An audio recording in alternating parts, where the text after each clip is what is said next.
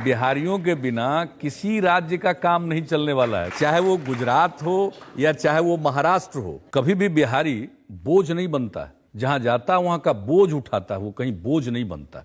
बिहार का लोग तो वहाँ पर महाराष्ट्र के समृद्धि को उजागर कर रहा, ऊंचा कर रहा है, मेहनत मजदूरी करता है। बिहार और यूपी के लोगों को जो मजदूर हैं, पूरे देश में जो है मांग उठती है, लोग डिमांड करते हैं। अगर वो ना जाए तो उनकी जिंदगी जो है ठप हो जाएगी दूसरे राज्यों की। पलायन पर बिहार के नेताओं का बयान आप देख लीजिए, यही रहा है कि बिहार के बच्चे अगर दिल्ली में न रहें, बॉम्बे न रहें, पंजाब न जाएं तो वहां की व्यवस्था ठप पड़ जाएगी।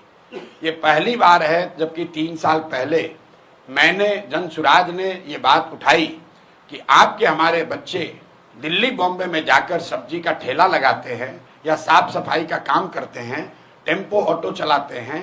ये कोई शान की बात नहीं है। देखिए, कोई भी काम करने में कोई शिकायत नहीं है, काम सब अच्छा है, लेकिन जो लोग मजबूरी में बिहार के बच्चे जाकर अगर बॉम्बे में सब्जी बेच रहे हैं या वहां पर झाड़ू लगा रहे हैं या वहां पर ऑटो रिक्शा चला रहे हैं, पंजाब के खेतों में जाकर मजदूर का काम कर रहे हैं, ये शान और गौरव की बात नहीं है।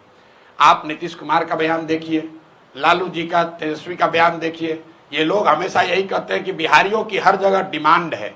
मेरे भाई, बिहारियों की हर जगह डिमांड नहीं है। हम लोग के बच्चे मजबूरी में जाते रहे हैं और पलायन बिहार का सबसे बड़ा अभिशाप है। ये शान की बात नहीं है। शान की बात तब होती जब हम लोग यहाँ पर सब्जी उगाते और रेफ्रिजरेटेड ट्रेन से वो सब्जी दिल्ली जाती और तब हम लोग कहते कि अगर हम लोग से उलझोगे तो तुम्हारा खाना पीना दाना बंद कर देंगे। तो पलायन की बात उठाई है हम लोगों ने, क्योंकि गांव-गांव में जाकर देखा कि इसका आर्थिक, सामाजिक कितना बड़ा इसका नुकसान है। आप जरा इसको दूसरे तरह से समझिए। मध्यम वर्गीय परिवारों में किसी का पति 10-15 दिन बाहर चला जाता है तो लोग कहते हैं भैया 10 दिन से इनका पति बाहर है। बिहार के ज्यादातर परिवार में महिलाओं की ये नियति बन गई है कि उनके जो पति हैं वो कमाने के लिए जीवन भर बाहर ही रहेंगे। घर में जो भी युवा है वो जीवन भर बाहर ही रहेगा। कोई छठ में, ईद में, शादी ब्याह में घर आता है, बाकी 12 में 10 महीने वो बाहर रहता है। जब तक शरीर में लोगों के यहाँ दम है तब तक वो मजदूरी करता है। 60-65 वर्ष का हो जाएगा तो बूढ़ा जब हो जाएगा, मजदूरी नहीं कर सकता है तो गांव आता है। और फिर उसके परिवार का जो सबसे नया लड़का है, 16 साल का, 18 साल का, वो लड़का ट्रेन में फिर मजदूर बनकर जाता है। ये पीढ़ियों से बात चलती आ रही है, ये रुकना चाहिए। पलायन का दर्द सबसे बड़ा दर्द है, इसलिए जनसुराज ने इस मुद्दे को उठाया है। सिर्फ मुद्दे को उठाया नहीं है, इसका पूरा प्लान दिया है कि कैसे 1 साल में 50 लाख से ज्यादा बिहार से बाहर रहने वाले मजदूरों को वापस लाकर यहीं पर रोजगार दिया जा सकता है।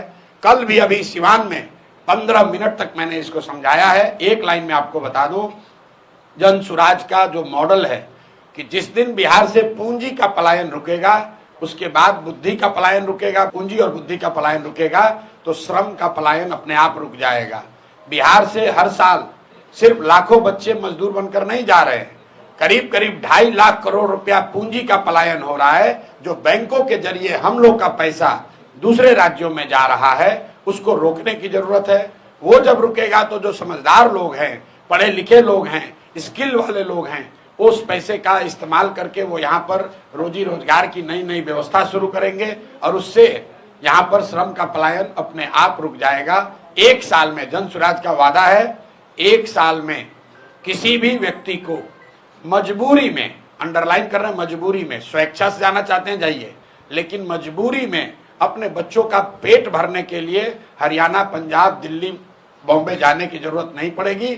10-12 हजार रुपए का रोजी रोजगार का अवसर बिहार में ही उनको करके दिया जाएगा।